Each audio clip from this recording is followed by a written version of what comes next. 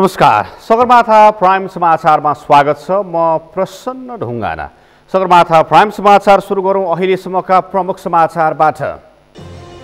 Corona महामारीका कारण योगको महत्त्व झनै बढेको प्रधानमन्त्री ओलीको भनाई। बढीमा 2 वर्षभित्र कोरोना विरुद्धको लडाईँ जित्ने घोषणा। नयाँ पार्टी नेपालले उपप्रधानमन्त्री राजेन्द्र महतोलाई सिंहदरबारमा प्रवेश निषेध गर्न भन्दै पर्चा टाँस्यो। महतोले नेपाली नागरिक भएको प्रमाण दिन नसकेको जिकिर। बाढीको कटानबाट बस्न कम्पोजिट पर्खाल प्रभावकारी। म्याग्दीको बेनी बजारलाई कालीगण्डकी र म्याग्दी नदीबाट जोगाउन कम्पोजिट पर्खाल बनाउन स्थानीयको माग। अमेरिकामा समुद्री आँधीको प्रकोप, 10 जना बालबालिका सहित 12 जनाको मृत्यु। र युरोकप फुटबल अन्तर्गत आज 4वटा खेल हुँदै।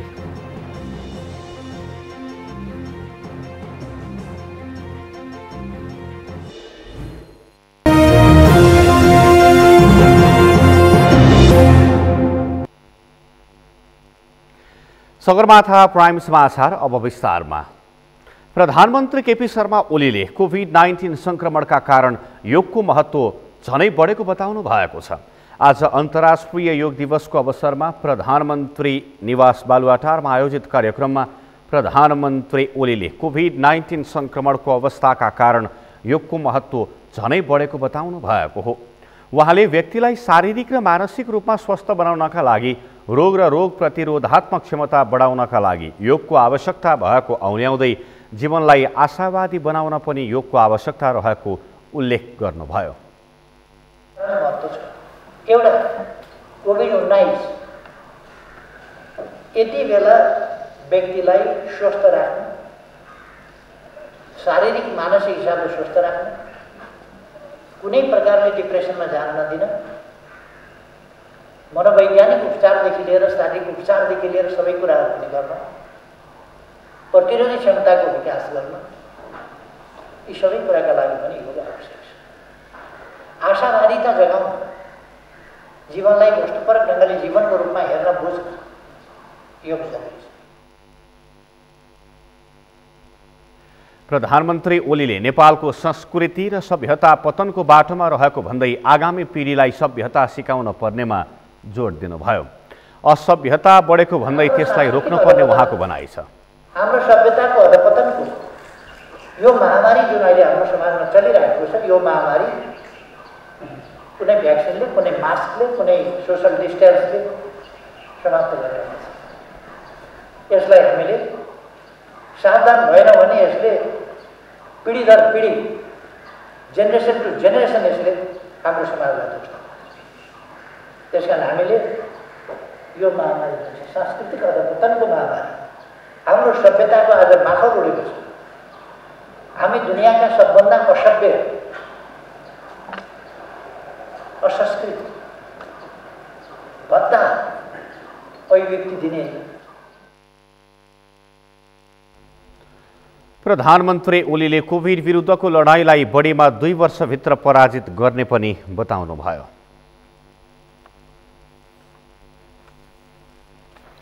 उपप्रधान तथा शहरी विकास मन्त्री राजेन्द्र महतोलाई सिंहदरबार निषेध गरिएको भन्दै सिंहदरबार दक्षिण गेटमा पर्चा टाँसिएको छ। उपप्रधानमन्त्री राजेन्द्र महतोले नेपाली नागरिक भएको प्रमाण दिन नसकेको भन्दै नयाँ पार्टी नेपालको नामबाट आज सिंहदरबार दक्षिण गेटमा पर्चा टाँस गरिएको हो। किन पर्चा टाँस गर्नुभयो भन्ने प्रश्नको जवाफ दिँदै नयाँ पार्टी नेपालका प्रवक्ता बताउने युवराज सफलले आफ्नो पार्टीले मन्त्री महतोलाई आफ्नो नागरिकताबारे स्पष्ट पार्न समयसीमा दिएको र मन्त्री महतोले स्पष्ट नपारेपछि उहाँलाई सिंहदरबार प्रवेश निषेधको पर्चा टाँसेको बताउनुभयो। समाजवादी पार्टीका वरिष्ठ नेता राजेन्द्र महतो सुडिकलाई हामीले भन्यौँ कि तपाईँ नेपाली नागरिक होइन, तपाईँको नागरिकता नक्कली छ, झुटो विवरणको छ। यो नागरिकता तपाईँले 7 दिनभित्रमा यो नागरिकताको विषयमा तपाईँले चाहिँ जो स्पष्ट पार्नुहोस् भनेर हामीले उहाँलाई चाहिँ सूचना उहाँको नाममा जारी गरेका थियौँ। त्यो सूचनाको जवाफ दिनुपर्ने ठाउँमा उहाँले रवाफ दिनुभयो। त्यही भएर हामीले कथित विदेशी नागरिक राजेन्द्र महतोलाई अब नयाँ पार्टी नेपालले चाहिँ सिंहदरबारमा प्रवेश निषेध गर्ने र देशभरि निषेध गरी यिनको नागरिकता रद्द गरेर देश निकाला गर्ने योजना अन्तर्गत चाहिँ आज हामीले तपाईँको चाहिँ यहाँ यो सूचना चाहिँ टाँस्नु परेको हामीले निषेध पत्र हामीले टाँसेको छ। दक्षिण गेट परिसरमा 2 जना व्यक्ति आएर पर्चा टाँस गरेको देख्न सकिन्थ्यो। नेकपा एमालेका नेता मणि थापाले आफूहरू प्रधानमन्त्री केपी शर्मा ओलीबाट उपयोग भएको नभई बृहत्तर कम्युनिस्ट आन्दोलनको निर्माणका लागि साथ दिएको बताउनु भएको छ। नेता थापाले आफूहरू प्रधानमन्त्री तथा नेकपा एमालेका अध्यक्ष केपी शर्मा ओलीबाट उपयोग नभएको जिकिर गरेका हुन्। उहाँले आफूहरू बृहत्तर कम्युनिस्ट आन्दोलनको पक्षमा रहेको र त्यही प्रक्रियालाई पूरा गर्नका लागि ओलीको साथमा रहेको स्पष्ट पार्नुभयो। ओली र दाहालले सुरु गरेको कम्युनिस्ट आन्दोलन निर्माणकै प्रक्रियामा रहेकाले आफूहरूले कुनै राजनैतिक गल्ती नगरेको उहाँले बताउनुभयो। तथा पार्टी अध्यक्ष केपी शर्मा ओलीलाई पछिल्लो चरणमा हामीले जो समर्थन गर्यौँ त्यो समर्थनको आधार भनेको नेकपा निर्माणको आधार हो।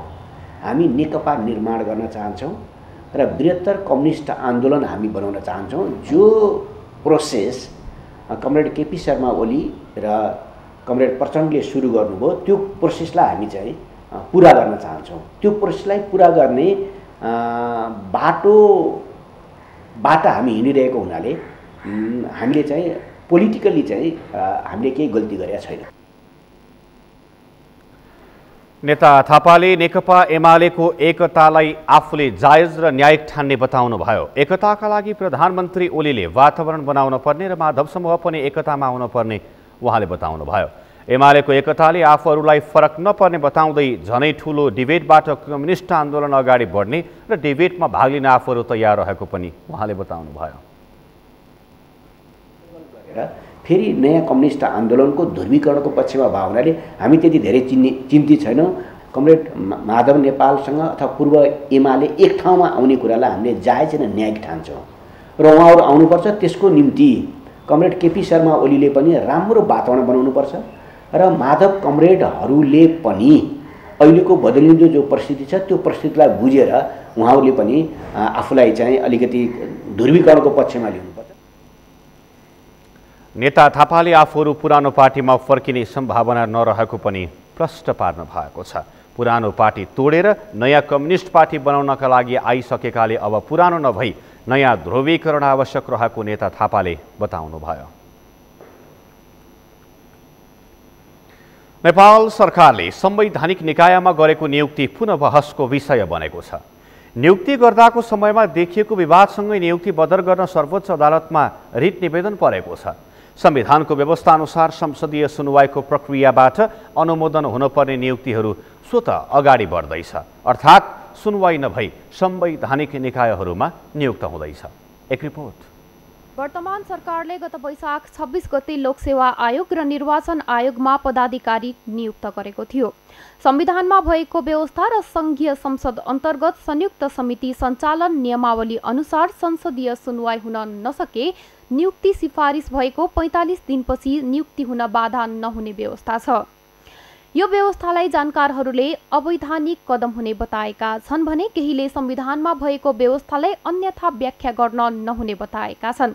तत्कालीन व्यवस्थापिका संसद सचिवालयका पूर्व सचिव मुकुन्द शर्मा आचार्यले विगतमा पनि संसदीय सुनवाई बिना 45 दिनभित्र कुनै प्रतिक्रिया जनाएन भने नियमावलीको प्रावधान टेकेर स्वतः नियुक्ति हुने प्रावधान अनुरूप निर्णय गरिएको बताए।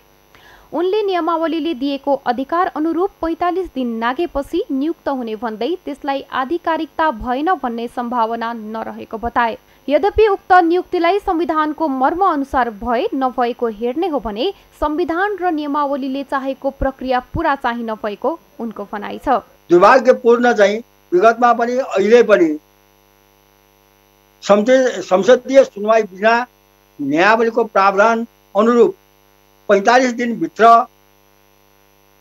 यदि संसदले या संसदीय सुनवाई समितिले यस वा नो भन्न सकेन भने या त्यसले कुनै प्रतिक्रिया जनाएन भने चाहिँ स्वतः नियुक्ति हुन सक्ने प्रावधानलाई टेकेर त्यो निर्णय गरिरहेकै छ र त्यसले गर्दा अब आधिकारिकताको कुरा गर्दाखेरि न्यायावलीले दिएको अधिकार अनुरूप 45 दिन नागेपछि त्यो कुरा गरिएको छ। त्यसले गर्दा अब आधिकारिकता भएन भनेर भन्न सक्ने सम्भावना चाहिँ त्यति धेरै रहँदैन। तर कुरा के हो भन्दाखेरि प्रतिनिधि सभा नभएको या नरहने अवस्थामा त्यसरी नियुक्ति गर्न हुन्थ्यो कि हुँदैन थियो, त्यो नियुक्ति गर्दाखेरि चाहिँ संविधानको मर्म अनुसार भयो कि भएन भन्ने कुराहरू हेर्दाखेरि चाहिँ संविधानले चाहेको, संविधानले खोजेको, न्यायावलीले चाहेको, न्यायावलीले खोजेको प्रक्रिया चाहिँ पुरा भएको देखिँदैन। लोकसेवा आयोगका पूर्व अध्यक्ष उमेश मैनालीले संवैधानिक परिषदमा राज्यका 3वटै अङ्ग र प्रमुख प्रतिपक्षी समेतलाई समेटिने भएकाले संवैधानिक आयोगमा आउने व्यक्तिले निष्पक्ष भूमिका निर्वाह गर्नुपर्ने बताए।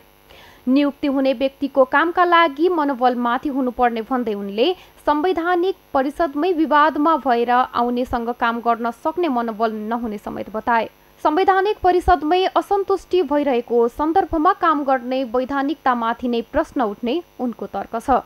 यो संवैधानिक निकायको नियुक्ति भने कसरी नियुक्ति गरिने हो त भने यसको कम्पोजिसन हेर्नुको संवैधानिक परिषदको भने त्यसमा राज्यका 3वटा अङ्गका प्रमुखहरू रहनुहुन्छ, न्यायपालिका, कार्यपालिका, व्यवस्थापिका र अपोजिसन लिडर। यी सबैको सहमतिमा त्यो व्यक्तित्व आउनुपर्छ, उसले निष्पक्ष भूमिका निर्वाह गर्न। संवैधानिक भूमिका, संविधानका छुट्टै भागमा लेखिएका अधिकार क्षेत्रहरू हुन्छ, त्यसो भएमा त्यो गर्नको लागि उसलाई मनोवैज्ञानिक रूपमा पनि त्यत्तिकै चाहिँ उसको मनोबल माथि हुनुपर्छ।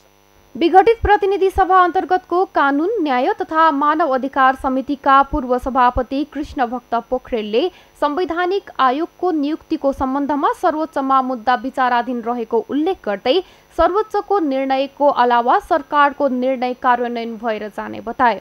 संवैधानिक निकायमा नियुक्ति गर्ने मुख्य काम सरकारको भएको भन्दै उनले संसदको काम केवल अवस्था बिग्रने लागेको देखिए रोक्ने मात्रै भएको बताए। असहज परिस्थिति बन्दा राष्ट्र अब ठप्प भएर बस्नु पनि नसक्ने लोकसेवा आयोग, जुन नहुँदाखेरि सामान्य खर्दार मुखियासम्मको नियुक्तिसम्म पनि हुन सक्दैन, बढुवादेखि सबै कुराहरू रोकिने अवस्था हुन्छ। अरू संवैधानिक नियुक्तिहरूमा पनि पर्ने प्रभावको हिसाबबाट चाहिँ अब संसदमा दर्तासम्म निवेदन भयो, तर त्यसपछि संसद विघटित भयो भने त्यस्तो अवस्थामा के गर्ने भन्ने प्रश्न सम्मानित सर्वोच्च अदालतमा विचाराधीन अवस्थामै छ। संसदको 2/3 पारित नै गर्नुपर्ने नभएकाले र अहिले संसद नभएको अवस्थामा सरकारले गरेको निर्णय सरकारको कामलाई बाधा नै पुग्ने गरी रोक्नु नहुने उनको तर्क छ। संसदमा दर्ता पनि भएकाले दर्ता भएको 45 दिन पुगेको भोलिपल्टबाट नियुक्ति प्रारम्भ हुने उनले बताए। भदौमा महाधिवेशन गर्ने निर्णय गरेको नेपाली कांग्रेसभित्र महाधिवेशनको रौनक सुरु भइसकेको छ। पार्टी सभापति शेरबहादुर देउवाले आगामी महाधिवेशनका विषयमा नेताहरूसँग निरन्तर छलफल गरिरहेका छन्। आज मात्रै उपसभापति विमलेन्द्र निधिले आगामी महाधिवेशन सभापतिको उम्मेद्वार बन्ने र त्यसमा सहयोग गर्न वरिष्ठ नेता रामचन्द्र पौडेल पक्षका नेताहरूसँग आग्रह गरेका छन्। अमृतराज काफ्लेको रिपोर्ट। सभापति शेरबहादुर देउवाले दोस्रो पटक फेरि सभापतिको उम्मेद्वार बनेर त्यसमा सहयोगका लागि आग्रह गरेको केही दिनमै उपसभापति विमलेन्द्र निधिले समेत आगामी सभापतिको दावी गरेका छन्। उपसभापति निधिले सभापति देउवालाई आफू समेत सभापतिको उम्मेद्वार हुने जानकारी आइतबार मात्रै गराएका थिए। त्यसकै तयार अनुसार उपसभापति निधिले सोमबार महामन्त्री डाक्टर शशाङ्क कोइराला र पूर्व महामन्त्री प्रकाश मान सिंहसँग छलफल गरेका छन्। छलफलका क्रममा सभापतिमा आफूलाई सहयोग गर्न आग्रह गरेको जनाइएको छ। उपसभापति निधिले वर्तमान सभापति शेरबहादुर देउवालाई रोक्नका लागि सहयोग गर्न आग्रह गरेका थिए। यसअघि देउवा समूहमा रहेका उपसभापति निधि सभापतिको उम्मेद्वार बन्ने तयारी अनुसार नेताहरूसँग छलफल सुरु गरिसकेका छन्। निधिले सहयोगको आग्रह गरेको भए पनि वर्तमान महामन्त्री डाक्टर शशाङ्क कोइराला र पूर्व महामन्त्री प्रकाश मान सिंह समेत आगामी महाधिवेशनमा सभापतिको दावी गरिरहेका छन्। नेतृत्वमा पुग्नका लागि पछिल्लो समय देखिएको राजनीतिक गतिविधिले काङ्ग्रेस अब महाधिवेशनतर्फ केन्द्रित भएको समेत देखिएको छ। वरिष्ठ नेता रामचन्द्र पौडेल समूहका 2 नेताहरूले समेत सभापतिको दावी गरिरहेका बेला वरिष्ठ नेता पौडेलले भने अहिलेसम्म आफ्नो मुख खोलिसकेका छैनन्। आगामी भदौमा हुने महाधिवेशनका लागि संस्थापन समूहबाट सभापति शेरबहादुर देउवा र उपसभापति विमलेन्द्र निधि मात्रै उम्मेदवारी दिने तयारी थालेको भए पनि वरिष्ठ नेता पौडेल समूहमा भने धेरै आकाङ्क्षी देखिएका छन्। काङ्ग्रेसले भदौमा महाधिवेशन गर्नका लागि आगामी साउन 12 गतेदेखि तल्ला तहको अधिवेशन गर्ने निर्णय गरिसकेको छ। त्यसै अनुसार क्रियाशील सदस्यता वितरण र नवीकरणको काम समेत असार मसान्तसम्ममा सक्न निर्देशन दिइसकेको छ। आगामी महाधिवेशनका लागि काङ्ग्रेसले क्रियाशील सदस्यता 10 लाख पुर्याउने घोषणा गरेको भए पनि अहिलेसम्म 8 लाख क्रियाशील सदस्यको विवरण पार्टी केन्द्रीय कार्यालयमा आइसकेको छ। काङ्ग्रेसले आगामी भदौ 16 देखि 19 गतेसम्म पार्टीको महाधिवेशन काठमाडौँमा गर्ने निर्णय गरिसकेको छ। सगरमाथा टेलिभिजनका लागि क्यामेरामा केशव तिमिल सिन्हाका साथमा अमृतराज काफ्ले, काठमाडौँ। पछिल्लो समय नेपालमा कोरोना संक्रमण र मृत्यु दर घट्दो अवस्थामा देखिएको छ। कोरोना संक्रमणका कारण नेपालमा पछिल्लो 24 घण्टामा 46 जनाको मृत्यु भएको छ। स्वास्थ्य तथा जनसङ्ख्या मन्त्रालयले जनाएअनुसार कोरोना संक्रमणबाट पछिल्लो 24 घण्टामा देशभरमा 46 जनाको मृत्यु भएको हो। यो सँगै कोरोना संक्रमणबाट देशभरमा हालसम्म मृत्यु हुनेको सङ्ख्या 8772 पुगेको छ। पछिल्लो 24 घण्टामा 2297 नयाँ कोरोना संक्रमित थपिएका छन्। देशभर गरिएको 6583 जनाको PCR परीक्षणमा 1584 र 4321 जनाको एन्टिजेन परीक्षणमा 713 गरी कुल 2297 मा कोरोना संक्रमण पुष्टि भएको हो। संक्रमितहरूमध्ये मुलुकभरका विभिन्न अस्पतालको आइसियुमा 811 र भेन्टिलेटरमा 237 जना उपचार छन्।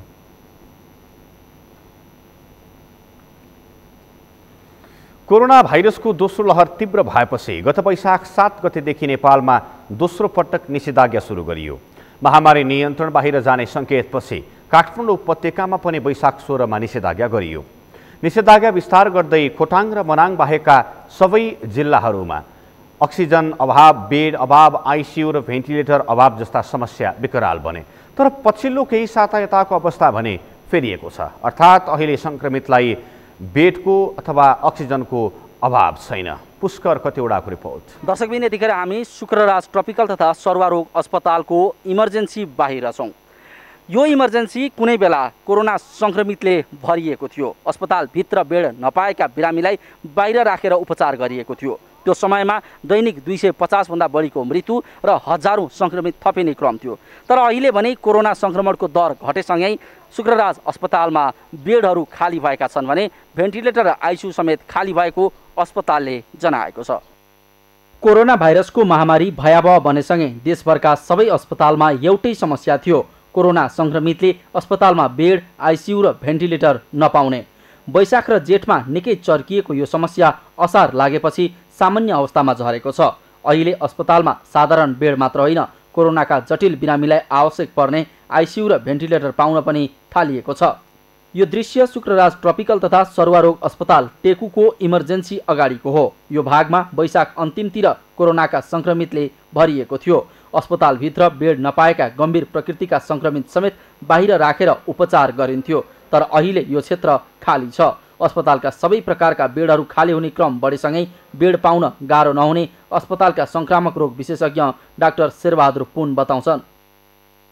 कोरोना भाइरसको यो केही हप्ता अगाडिको अवस्था चाहिँ एकदमै डरलाग्दो नै थियो। मान्छेहरूले उपचार गर्न नपाएको अवस्था थियो, फर्किनु परेको थियो र कतिपयलाई चाहिँ यो इमर्जेन्सी बाहिर राखेर पनि उपचार गरेको अवस्था थियो। तर अहिले बिस्तारै त्यो कमी भएको छ। पक्कै पनि अस्पतालमा अलिक रिल्याक्स छ। म यो भन्दिनँ कि आइसियु र भेन्टिलेटर खाली छ, तर पहिला जस्तो चाहिँ एकदमै ठाउँ नपाउने अवस्था चाहिँ छैन। र सरसर्ती हेर्दाखेरि चाहिँ अहिलेको यो जुन अवस्था छ सबैलाई हेर्ने हो भने चाहिँ कोरोना संक्रमितको सङ्ख्या चाहिँ बिस्तारै ओह्रालो लागेको नै देखिन्छ। दर्शकबिन, शुक्रराजपछि यतिखेर हामी काठमाडौँकै वीर अस्पताल आइपुगेका छौँ। वीर अस्पतालमा पनि कुनै बेला बेडहरूको चरम अभावका कारण बिरामीहरू भुइँमै सुतेर उपचार गराउन र अधिकांश बिरामी फर्कन बाध्य थिए। तर अहिले अवस्था त्यस्तो छैन। अहिले वीर अस्पतालमा सबै प्रकारका कोभिडका बिरामीका लागि बेडहरू खाली छ। वीर अस्पतालमा अहिले 153 साधारण बेड मध्ये 118 बेड खाली छ। 10 आइसियु पुरै र 14 भेन्टिलेटरमा 9 खाली छ। यसरी देशभर कोरोना संक्रमितको सङ्ख्या घट्दै गएपछि अहिले सडकमा सवारीको चाप र मानिसको चहल पहल बढ्न थालेको छ। यस्तो अवस्थामा कोरोनाको संक्रमणको जोखिम झन बढी हुने भएकाले स्वास्थ्य सुरक्षा मापदण्डको पालना गर्न चिकित्सकहरू सुझाउँछन्। अब जनस्वास्थ्यको मापदण्डहरूले त्यति पालना गरे देखिँदैन। त्यो भएन भने अलिकति उकालो लाग्न पनि सक्छ। तर त्यस्तो एकदम धेरै त होइन, अलिकति स्विङ्गिङ भनौँ न, अप एन्ड डाउन हुनसक्छ। यदि केही गरी धेरैभन्दा धेरै सङ्क्रमित पहिले नै भएर छ, यो बिचमा दोस्रो लहरको बिचमा रहेछ भने मलाई जहाँसम्म लाग्छ त्यति बेला चाहिँ यो फेरि माथि चाहिँ उठेर जाँदैन। हामी स्टिल स्योर छैन ब्रेक भएको हो कि धेरै मान्छे सङ्क्रमित भएको हो, जोखिम त्यसै कारण छ अहिले थाहा नभएको हुनाले। र यसमा चाहिँ अब विशेष गरेर अहिले पनि हामीले निरन्तर रूपमा चाहिँ जनस्वास्थ्यको मापदण्डलाई चाहिँ व्यवस्था गर्नु हुँदैन, एकदमै सजिलो तरिकाले भन्नु पर्दाखेरि। अस्पतालमा बेड खाली हुने क्रम बढेपछि हामीले शुक्रराज र वीरसँगै अन्य अस्पतालहरूमा पनि बेड छ छैन त्यसको खोजी गर्यौं। काठमाडौँमा सिभिल, शुक्रराज र वीर अस्पताल सहित 20 अस्पतालमा साधारण बेड, आइसियु र भेन्टिलेटर खाली थियो भने ललितपुरका 4 अस्पतालमा बेड र आइसियु सहित भेन्टिलेटर खाली पाइयो। सरकारी तथ्याङ्क अनुसार वैशाखको दोस्रो र अन्तिम साता 9000 हाराहारीमा रहेको सङ्क्रमितको दैनिक वृद्धि अहिले असारको पहिलो सातामा 2200 हाराहारीमा झरेको छ। शुक्रराज र वीर अस्पताल मात्र होइन, काठमाडौँमै रहेको सिभिल अस्पतालमा समेत अहिले कोरोनाका बिरामीको सङ्ख्या न्यून भएपछि बेडहरू खाली भएका छन्। अस्पतालका नर्मल, भेन्टिलेटर र आइसियु सहितका बेडहरू अहिले खाली हुन थालेका छन्। सगरमाथा टेलिभिजनका लागि क्यामेरामा केशव तिमल सिन्हाका साथमा पुष्कर खतिवडा, काठमाडौँ। समाचारमा पालो भएको छ विश्रामको विश्रामपछि। बाढीको कटानबाट बस्न कम्पोजिट पर्खाल प्रभावकारी, म्याग्दीको बेनी बजारलाई कालीगण्डकी र म्याग्दी नदीबाट जोगाउन कम्पोजिट पर्खाल बनाउन माग।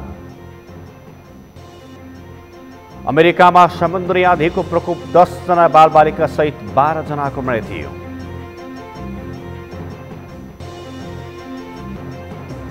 र युरोकप फुटबल अन्तर्गत आज 4 खेल हुँदै।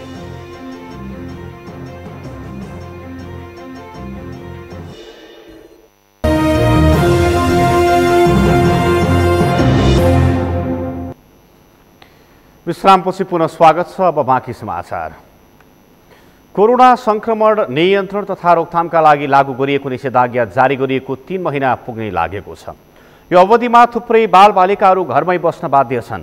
यस्तो बेला बालबालिकालाई कसरी सकारात्मक र रचनात्मक बनाउन सकिन्छ भन्ने अभिभावकको मुख्य चिन्ता र चासोको विषय बनेको छ। सुर्खेतबाट दिलबहादुर खत्रीको रिपोर्ट। निषेधाज्ञाका बेला बालबालिका घरभित्रै बस्न बाध्य छन्। बालबालिकामा एकातर्फ कोरोनाको त्रास रहेको छ भने अर्कोतिर साङ्गुरो घेरामा कैद भइरहेको महसुस भइरहेको छ। जिज्ञासा र चञ्चलताको तीव्रतामा हुर्किरहेका बालबालिकालाई निषेधाज्ञाका बेला उनीहरूको मनोविज्ञान बुझेर दैनिकीलाई रचनात्मक बनाउनु पर्ने मनोचिकित्सक डाक्टर सुशील समदर्शीको भनाइ छ।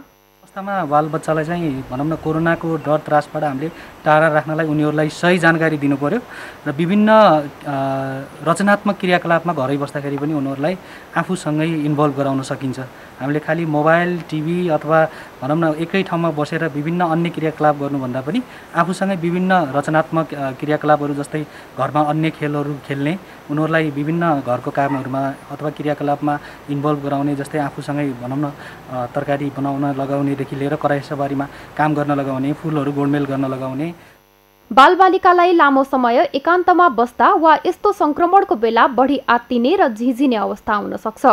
यसमा अभिभावकको भूमिका रचनात्मक तथा अझ प्रभावकारी बनाउनु पर्ने बालरोग विशेषज्ञ डाक्टर नवराज केसीको सुझाव छ। बालबालिकाहरू स्कुल बन्द छ, घरमा उनीहरूलाई त्रसित भएर राख्नुभन्दा घरका घरेलु कार्यहरू पनि सिकाउँदै लगेको राम्रो हुन्छ। जस्तै अहिले खेती किसानी हुने बेला हो, अहिले धान लगाउने बेला आउन लागेको छ भने यी कुराहरूमा पनि बालबालिकाहरूलाई लगाउन सकिन्छ।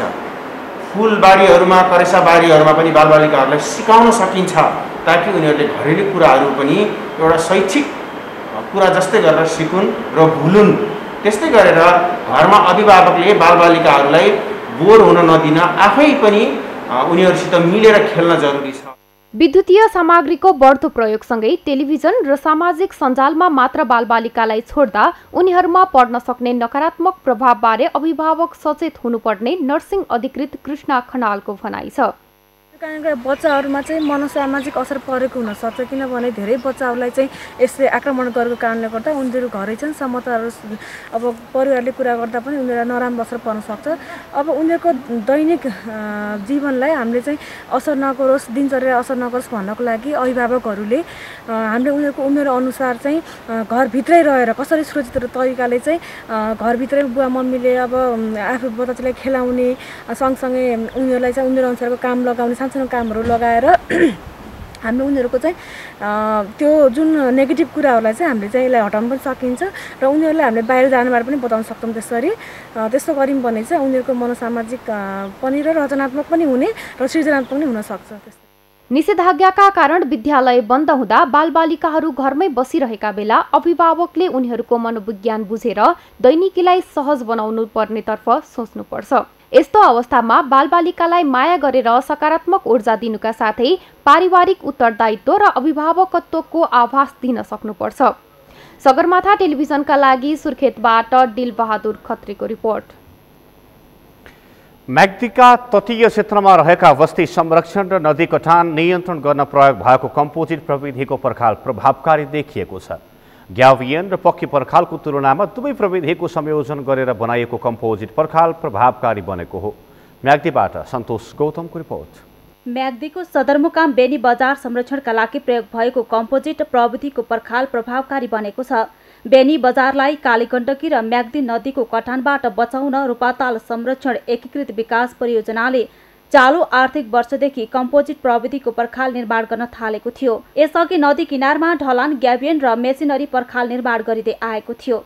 विशेष गरी यो हामीले आजभन्दा 4-5 वर्षदेखि 5-6 वर्षदेखि नै यो बेनी कालीगण्ड यो किनारमा हामीले 2-3 खाले चाहिँ पर्खालहरू लगायौँ। जस्तै पहिला चाहिँ आरसिसी वाल पनि लगाएका छौँ, त्यसपछि आएर चाहिँ जाली पनि निर्माण गरेका छौँ र यस वर्ष हामीले चाहिँ यो कम्पोजिट टाइपको चाहिँ हामीले वाल निर्माण गरेका छौँ। र अहिले समग्रमा चाहिँ हेर्दाखेरि अहिले निर्माण भएको यो कम्पोजिट तलपट्टि चाहिँ आरसिसी ढलान, त्यसपछि माथि चाहिँ जाली निर्माण गरेको चाहिँ निर्माण अलिकति चाहिँ व्यवस्थित भएको चाहिँ हामीले पाएका छौँ।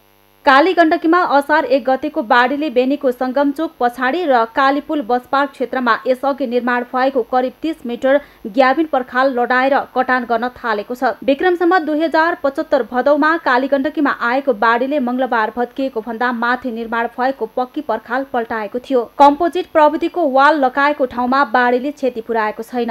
हाम्रो यो यस आर्थिक वर्ष 77-78मा यो बेनी बजार संरक्षण कार्य अन्तर्गत हामीसँग 5 करोड रकम थियो, बजेट थियो। अनि त्यसमध्येबाट हामीले म्याग्दी बेनीतर्फ 3 करोड र पर्वत बेनीतर्फ 2 करोडको काम यस वर्ष हामीले सम्पन्न गऱ्यौँ। र त्यस काम अन्तर्गत हामीले म्याग्दी बेनीतर्फ 100 मिटरभन्दा अलिकति बढी काम चाहिँ कम्पोजिट वाल, त्यसको बेसमा चाहिँ 2 मिटरको कटअफ दिएर अनि त्यसमाथिबाट चाहिँ 4 मिटर विड्थ र 2 मिटर हाइटको आरसिसी वाल बनायौँ। विस्तृत परियोजना प्रतिवेदन डिपिआरमा आरसिसी मेसिनरी र ग्याबिन पर्खाल लगाएर नदी नियन्त्रण गर्ने प्रस्ताव गरिएको थियो। खोलाको सतहदेखि 2 मिटर सतहसम्म जग खनेर 4 मिटर चौडाइको आरसिसी गर्ने गरी डिजाइन परिवर्तनका लागि प्रस्ताव गरिएको छ। अस्थायी प्रविधिको क्याबिन र पक्की आरसिसी पर्खाल दुवैले बाढी थेक्न नसकेपछि विकल्पमा कम्पोजिट पर्खाल बनाउन स्थानीयवासीले माग गरेका छन्। कुनै ठाउँमा ग्याबिन वाल उठाउने चाहिँ बजेट नहुँदाखेरि यो पार्ट गर्दाखेरि अब बनाउने भत्की भइरहेको छ। त्यस हिसाबले गर्नुभन्दा बरु मेरो विचारमा चाहिँ ठुलो बजेट पाएर एकै सालमा सक्ने तरिकाले अलिकति बलियो हिसाबले बनाउनु कतिपय घरिघरि खोलाले बाढीले नलाने नत्र वर्षपछि बनाउने बिहानै बजेट सिद्धिनुमा चाहिँ देखिएको छ। बेनी बजारलाई संरक्षण गर्ने एउटा बाटो छ भने अर्को बेनी बजारमा खुला सवारी साधन, हेभी सवारी साधन जुन प्रवेश गर्ने जुन चाहिँ त्यो निश्चय कारणले पनि हाम्रो नदी छेउको ग्याबिन जालीहरू लप्किएको, त्यसले भार थाम्न नसकेको अवस्था आएको मलाई लाग्छ। किनभने बाटोको मापदण्ड र नदी नियन्त्रणमा प्रयोग गरेको जालीको मापदण्ड धेरै फरक छ। यदि बाटो नै गुडाउने, हेभी गाडी नै गुडाउने त्यो खालको संरचना हुनुपर्छ। जबसम्म त्यो संरचना बन्दैन तबसम्म यो काम सम्पन्न होला जस्तो लाग्छ। परियोजनाले यस वर्ष म्याग्दी बेनीतर्फ 3 करोड र पर्वत बेनीतर्फ 2 करोड बराबरको नदी नियन्त्रणको काम गरेको छ। यसैगरी दरवाङ, बाबियाचौर, बगरफाँट, गुमाउने ताल लगायतका ठाउँमा पनि नदी नियन्त्रण गरेको छ। नदी नियन्त्रणको कामलाई प्रभावकारी बनाउन, बजेट र कामको परिणाम बढाउन स्थानीयको भनाइ छ। गरेको काममा त अब सहयोग त नभएको कुरा होइन, राम्रै भएको छ। अहिले गरेको काम ग्याबिनको अहिले आरसिसी सबै कुराहरू अहिले राम्रो तरिकाले गर्दैछ, राम्रै भएछ। तर गर्नुपर्ने ठाउँमा सर्लकै नगरिदिने टुक्रा टुक्रा बजेट हुनाले अलिक अप्ठ्यारो पऱ्यो हामीलाई कालीपुलवासीहरूलाई। अब गर्नुपर्ने 71 मिटर छ, 71 मिटर चाहिँ यति गरिदियो भने हामीलाई केही राहत हुन्थ्यो। यो आगामी वर्षहरूमा यो तुरुन्त पठाउँदा परोस् भन्ने चाहिँ हामीलाई। ऊर्जा सिँचाइ तथा जलस्रोत मन्त्रालयको जोखिमयुक्त जिल्ला सदरमुकाम जोखाउने कार्यक्रम अन्तर्गत परियोजनाले बेनीमा 3 वर्ष यता नदी नियन्त्रण आयोजना सञ्चालन गर्दै आएको छ। पर्याप्त बजेट विनियोजन नहुनु, थोरै थोरै परिणाममा काम हुनु, वर्षेनी आउने बाढीले तटबन्ध क्षति पुग्नु, तटबन्धमाथि सडक सञ्चालन गर्नु र बजारको ढलले तटबन्धलाई क्षति गर्नु बेनी बजार संरक्षणमा देखिएको चुनौती हुन्। सगरमाथा टेलिभिजनका लागि म्याग्दीबाट सन्तोष गौतमको रिपोर्ट। सिन्धुपाल्चोकमा आएको बाढीले व्यक्तिका घर जग्गा सङ्घ संस्थाका कार्यालय मात्र बगाएन, विद्यालयमा समेत क्षति पुर्याएको छ। शैक्षिक सत्र सुरु हुने समयमै विद्यालय नदीमा मिलेपछि त्यहाँका स्थानीयलाई घर जग्गा बगाएको पीडा त थियो नै, अब ती विद्यालयहरूमा अध्ययन गर्ने विद्यार्थीको भविष्य के होला भन्ने चिन्ता समेत थपिएको छ। सिन्धुपाल्चोकबाट दिपिन ढुङ्गानाको रिपोर्ट। सिन्धुपाल्चोकको तेस्री माध्यमिक विद्यालय तालामाराङमा विद्यार्थी भर्ना, पुस्तक वितरण लगायतका काम भइरहेको थियो। कोरोना कहर हटेपछि पठन पाठनको तयारी भइरहेको थियो। तर गत साता मेलम्ची भेगको अग्रणी विद्यालय बाढीका कारण नदीमा मिलेको छ। अब विद्यार्थीहरूलाई कसरी व्यवस्थापन गर्ने भन्ने चिन्ता विद्यालय प्रशासनमा परेको छ। 78 असार 1 गते आएको विनाशकारी बाढी पनि के भने एउटा लेदो, यसलाई हामीले एक प्रकारको ज्वालामुखी भन्दा पनि हुन्छ, त्यस्तो खालको आयो। त्यो हामीले कल्पनै गरेका थिएनौँ। विद्यालयको छेउसम्म आइसकेको थिएन त्यो दिनमा, अगाडिको एरिया मात्रै ढाल्यो। हामी विद्यालय बच्छ क्यारे हामी अलिकति पछि चाहिँ तारबार लाएर भए पनि व्यवस्थित गरौँला भन्न सोचेका थियौँ। अन्ततः आज बेलुकाको बाढी, आज बेलुका हुनाले 4 गते बेलुकाको बाढीले चाहिँ 2वटा बिल्डिङ थियो, स्ट्रक्चर, त्यो चाहिँ पर्मानेन्ट स्ट्रक्चर हो, त्यो 2टै ढलायो। अहिले यो 5 दिनको बिचमा, बाढी आएको 5 दिनको बिचमा हाम्रो विद्यालयको शिक्षकको टिम सहित यहाँ छौँ। विद्यालयको भौतिक क्षति त भयो, त्यसले गर्दा सयौं विद्यार्थीको भविष्य समेत के हुने भन्ने चिन्ता थपिएको छ। तर व्यवस्थापन समिति विद्यार्थीहरूका लागि ठोस काम गर्न लागि परेको छ। यो हाम्रो विद्यालय चाहिँ कोभिडको कारणले गर्दा यो वर्षको पठन पाठन बन्द भइरहेको स्थितिमा हामीले 1 हप्ता अगाडि मात्रै विद्यार्थीहरूलाई पाठ्य पुस्तक वितरण गरेर त्यसपछि अनलाइन मार्फत पनि जोड्ने गरी प्रयत्न गरिरहेको थियौँ। तर हाम्रो यो जुन मेलम्ची नदीमा आएको बाढी छ, 1 गतेको बाढी, यसले गर्दा हाम्रो 4वटा कक्षा कोठाहरू चाहिँ बगाएको छ। त्यसै गरी अब विद्यालयको प्राङ्गणमा बालबालिकाहरूलाई ल्याउनको निम्ति पनि ठुलो जोखिमको स्थिति छ। त्यसकारण अब हामीले कसरी चलाउने विद्यालय भन्ने विषयमा हामी अत्यन्तै गम्भीर छौँ, चिन्तित छौँ र यसको निम्ति हामी सरकारवालाहरूसँग, अभिभावकहरूसँग छलफल गर्ने प्रक्रियामा छौँ र यसको विकल्पको बारेमा हामीले छिटै सोच्नुपर्छ भनेर लागिरहेको छ। यो विषयमा हामी छलफलमा छौँ। त्यसो त सरकारी विद्यालय मात्र होइन, यस क्षेत्रमा रहेको एक निजी विद्यालय समेत बाढीले बगाएको छ। यस क्षेत्रका 500 भन्दा धेरै विद्यार्थी अध्ययन गरिरहेको निजी विद्यालय समेत बगाएपछि त्यहाँ समेत सहज अध्ययनको वातावरण बनाउन समय लाग्नेछ। अब विद्यालय यो हालत छ, तै पनि धेरै ठाउँबाट विद्यार्थीहरू आउनुहुन्छ, जस्तो भूमेश्वरी नमु गाउँपालिकाबाट, मिलम्चीबाट। अब अलिक गम्भीर बनायो। अब धेरै साथीहरूको लगानी त्यसरी चाहिँ व्यस्त भयो, त्यसले अलिक दुखित पनि बनाएको छ। अब हामी सबै लागेर 2टा छ, एउटा चाहिँ हामी अस्थायी ढङ्गले यसलाई कसरी अब क्षति हुन नदिने भनेर हामी भोलिबार सुरु गर्छौँ। त्यसको लागि पनि साथीहरूले सहयोग गर्नुहुन्छ भन्ने कुरा आशा गरेको छु। त्यो पहिलो प्रोजेक्ट हो। दोस्रो प्रोजेक्ट भनेको अब अस्थायी टहराहरू बनाएर तुरुन्तै विद्यालय अर्को ठाउँमा चलाउनु पर्ने अवस्था छ। बाढीका कारण धेरैले सम्पत्ति गुमाएका छन्। अहिले अस्थायी व्यवस्थापन भइरहेको भए पनि बाढीका कारण घर खेत बगाएकाहरूलाई के खाने, कहाँ बस्ने भन्ने चिन्ता छ। त्यसमाथि आफ्ना बालबालिका अध्ययन गर्दै आएको विद्यालय समेत बाढीले बगाएपछि उनीहरूको भविष्य के होला भन्ने चिन्ता समेत थपिएको छ। सगरमाथा टेलिभिजनका लागि सिन्धुपाल्चोकबाट दिपिन ढुङ्गानाको रिपोर्ट। अविरल वर्षासँगै देशका विभिन्न भागमा आएको बाढी पहिरो र डुबान प्रभावित क्षेत्रमा नेपाली सेना खोज र उद्धार त्यसै गरी राहत व्यवस्थापनमा निरन्तर जुटिरहेको छ। सेनाले बाढी पहिरो प्रभावितका लागि सङ्घ संस्थाबाट प्राप्त राहत सामग्री हेलिकप्टरद्वारा प्रभावित क्षेत्रमा पुर्याइरहेको छ। कसरी उद्धारमा खटिएको छ त नेपाली सेना? एक रिपोर्ट।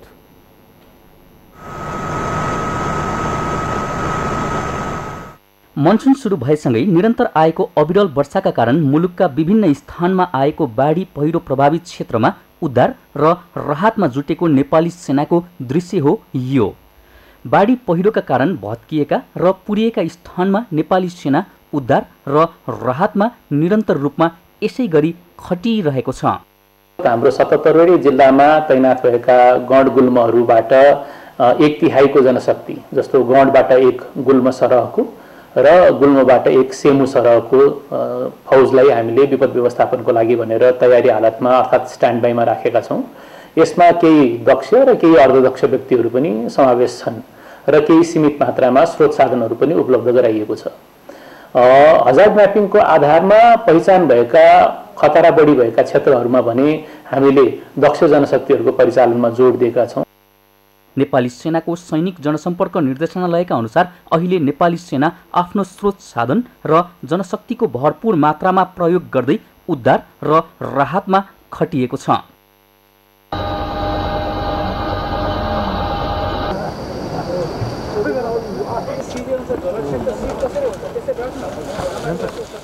नेपाली सेनाको सैनिक जनसम्पर्क निर्देशनालयका अनुसार असार 4 गते यता बाढी पहिरोका कारण विस्थापित भएका सिन्धुपाल्चोकको हेलम्बु गाउँपालिका 3 गणेश बगरमा बसोबास गर्दै आएका 43 र मेलम्ची ओरपर बसोबास गर्दै आएका 60 गरी 103 जनालाई उद्धार गरी अस्थायी वासस्थान र राहतको व्यवस्था गरेको छ।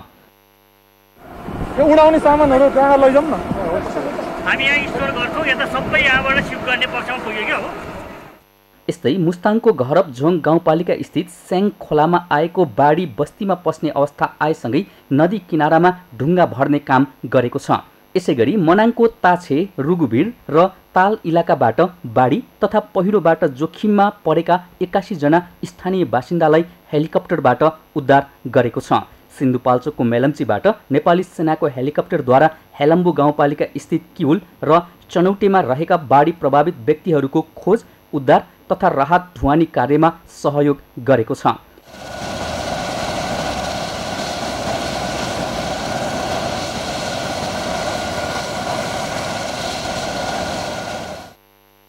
सिन्धुपाल्चोक मेलम्चीबाट नेपाली सेना तथा निजी हवाई साधनद्वारा 17 जना विदेशी सहित 84 जनालाई सकुशल उद्धार गरेको छ। यस्तै सिन्धुपाल्चोकको 5 पोखरी गाउँपालिका 1 स्थित याङ्रीबाट हेलिकप्टर मार्फत 29 जनालाई उद्धार गरी काठमाडौँ ल्याएको छ। यसबाहेक गृह मन्त्रालयबाट प्राप्त राहत सामग्री प्रभावित क्षेत्रमा पुर्याउने काम भइरहेको नेपाली सेनाले जनाएको छ। काभ्रेको पाँचखाल नगरपालिकामा अबको 18 महिनापछि खानेपानीको समस्या समाधान हुने भएको छ। दोलाल घाटको सुनकोशी नदीबाट लिफ्टिङ गरेर खानेपानी ल्याइने भएपछि पाँचखालवासी उत्साही भएका हुन्। काभ्रेबाट प्रदीप भण्डारीको रिपोर्ट। काभ्रेको पाँचखाल नगरपालिकाको वासीले 18 महिनापछि स्वच्छ खानेपानी पाउने भएका छन्। दोलालघाट स्थित सुनकोशी नदीको बिमिरे दोभानबाट पानी लिफ्टिङ गरी पलाञ्चोक भगवती स्थानसम्म पानी ल्याइने भएको छ। निषेधाज्ञाको समयमा पनि निर्माण कार्य चलिरहेको छ। हाल 65% काम सकिएको तथा बाँकी काम अबको 18 महिनामा सकिने निर्माण कम्पनीले जनाएको छ। खोलाको काममा अलिकति हाम्रो 1.5 महिना लस हुनसक्छ र अरू कामहरूमा हामी अहिलेसम्म एचिभ गरेका छौँ र अबको हाम्रो टाइम रहेको भनेको 18 महिनाको टाइम छ यहाँले भने जस्तो ठ्याक्कै। र यो 18 महिनाको टाइममा चाहिँ हामीले अलिकति थप व्यवस्थापन गरेर हामी कसेर लाग्यो भने चाहिँ यो 18 महिनामा हामीले प्रोजेक्टको जुन सम्पूर्ण कामहरू सक्न सक्छौँ। निर्माण छिट्टै सक्ने गरी काम थालिएको भए पनि बाढीका कारण केही ढिला गरी अबको 18 महिनामा काम सक्ने गरी काम भइरहेको निर्माण कम्पनीले जानकारी दिएको छ। सहरी खानेपानी तथा सरसफाई आयोजनामा 2 अर्ब 22 करोड 56 लाख रुपैयाँको लागतमा आयोजनाका लागि सहरी खानेपानी तथा सरसफाई आयोजना नगर विकास कोष, पाँचखाल नगरपालिका र सुनकोशी पाँचखाल खानेपानी तथा सरसफाई उपभोक्ता समिति बीच सहलगानी मोडलमा आयोजनाको निर्माण भइरहेको हो। यो अवस्थामा अलिकति ओभरअली प्रोजेक्टको कुरा गर्नुपर्दा हामीले 30% चाहिँ प्रोग्रेस एचिभ गरिसकेका छौँ भने हामीले यो असार 15 सम्ममा इन्टेकको काम सबै सक्ने चाहिँ हामीले टार्गेट राखेका थियौँ। भलै त्यसमा हामीले 75-80% काम त एचिभ गरिसकेका थियौँ इन्टेकमा र अब यसमा हामीले इन्टेकको कामलाई चाहिँ अब यो 3-4 महिना त हामी भदौसम्म त केही गर्नै सक्दैनौँ असोज लागेपछि मात्रै बरु इन्टेकको काम हामी सुरु गर्छौँ। सहभागितामूलक आयोजना भएकाले सबै राजनीतिक दल र स्थानीय तहको निर्वाचनमा पराजित उम्मेद्वारलाई समेटेर वडा अध्यक्षको संयोजकत्वमा 10 वटै वडामा उपसमिति बनाइएको छ। आयोजना निर्माण सम्पन्न भए करिब 6100 घरधुरीलाई विश्व स्वास्थ्य संगठनको गुणस्तर मापदण्ड अनुसारको पानी 24 घण्टा उपलब्ध हुने उपभोक्ता समितिले जनाएको छ। हाम्रो योजनाको अझै पनि 18 महिना समय बाँकी छ। 15 दिन जति त्यो चाहिँ पुरिएको चाहिँ पाङ्गो माटो हामीलाई फाल्न लाग्छ। 15 दिन हामी तपाईँको कलेक्टर वेल र सम्प वेलको काम प्रोटेक्सन वालको काम हामी सिद्ध्याउँछौँ। त्यसपछि बाँकी भनेको तपाईँको तटबन्धहरू छ, तपाईँ गार्ड हाउस, जेनेरेटर हाउस, अनि हाम्रो तपाईँको त्यो चाहिँ संरचनालाई घेर्नको निम्ति घेर्ने जुन तपाईँको तारबार गर्ने छ, तपाईँको पर्खाल लगाउने, ती काम भनेका त तपाईँको निरन्तर भइरहने काम हुन्। 18 महिनाभित्र सम्पन्न गर्नुपर्ने भित्रका कामहरू। त्यसले गर्दा चाहिँ म आम उपभोक्ता पाँचखालवासीलाई के अनुरोध गर्न चाहन्छु भने हामीले आन्तरिक रूपमा तपाईँको एउटा बनाएको सेड्युलमाथि चाहिँ तपाईँको चाहिँ अप्ठ्यारो भयो होइन, तर तपाईँको आयोजनालाई नै तपाईँको समय थप्न पर्ने गरी कुनै अप्ठ्यारो नभएको पनि म जानकारी गराउन चाहन्छु। मुख्य पाइपलाइन, सहायक पाइपलाइन र वितरण पाइपलाइन गरी करिब 2,31,000 मिटर पाइप बिछ्याइनेछ। समयमै आयोजना सम्पन्न हुने तथा सफा खानेपानी प्रयोगको सपना साकार हुनेमा पाँचखालवासी विश्वस्त देखिएका छन्। सगरमाथा टेलिभिजनका लागि काभ्रेबाट प्रदीप भण्डारीको रिपोर्ट। समाचारमा फेरि एकैछिन विश्रामपछि अमेरिकामा समुद्री आँधीको प्रकोप 10 जना बालबालिका सहित 12 को मृत्यु थियो।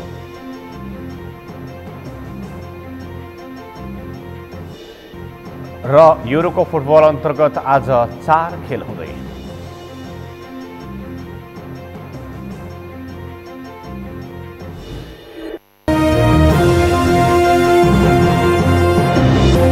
अब पालो अर्थ समाचारको। अर्थ समाचारका प्रायोजक हो आफ्नो विश्वास हो त्रिशक्ति सिमेन्ट। सिर्जना सामुदायिक वन उपभोक्ता समितिले आफ्नो क्षेत्रमा पर्ने करिब 10 हेक्टर जमिनमा 4000 कागती लगाएको छ। कोहलपुर नगरपालिका 12 रोहिणी खोला स्थित सृजना सामुदायिक वनले 10 हेक्टर जङ्गल फडानी गरेर 4000 कागतीको बिरुवा रोपेको छ। सृजना सामुदायिक वनले यस क्षेत्रमा करिब 25 लाख रुपैयाँको लगानीमा मनोरञ्जनका लागि भ्यू टावर समेत निर्माण गरेको छ। समाचारको अन्त्यमा प्रमुख समाचार फेरि एकपटक। कोरोना महामारीका कारण योगको महत्त्व झनै बढेको प्रधानमन्त्री ओलीको भनाई। बढीमा 2 वर्षभित्र कोरोना विरुद्धको लडाईँ जित्ने घोषणा। नयाँ पार्टी नेपालले उपप्रधानमन्त्री राजेन्द्र महतोलाई सिंहदरबारमा प्रवेश निषेध गर्न भन्दै पर्चा टाँस्यो। महतोले नेपाली नागरिक भएको प्रमाण दिन नसकेको जिकिर। बाढीको कटानबाट बच्न कम्पोजिट पर्खाल प्रभावकारी। म्याग्दीको बेनी बजारलाई काली गण्डकी र म्याग्दी नदीबाट जोगाउन कम्पोजिट पर्खाल बनाउन माग। अमेरिकामा समुद्री आँधीको प्रकोप 10 जना बालबालिका सहित 12 को मृत्यु।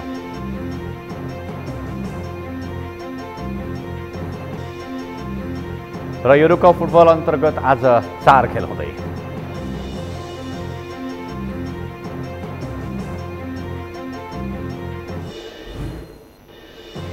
हौस् त सगरमाथा समाचार अहिलेलाई सकियो। तपाईँ समाचार बुलेटिनका साथै सगरमाथा टेलिभिजनका सम्पूर्ण कार्यक्रम www.sagarmatha.tv मा पनि पढ्न र हेर्न सक्नुहुनेछ।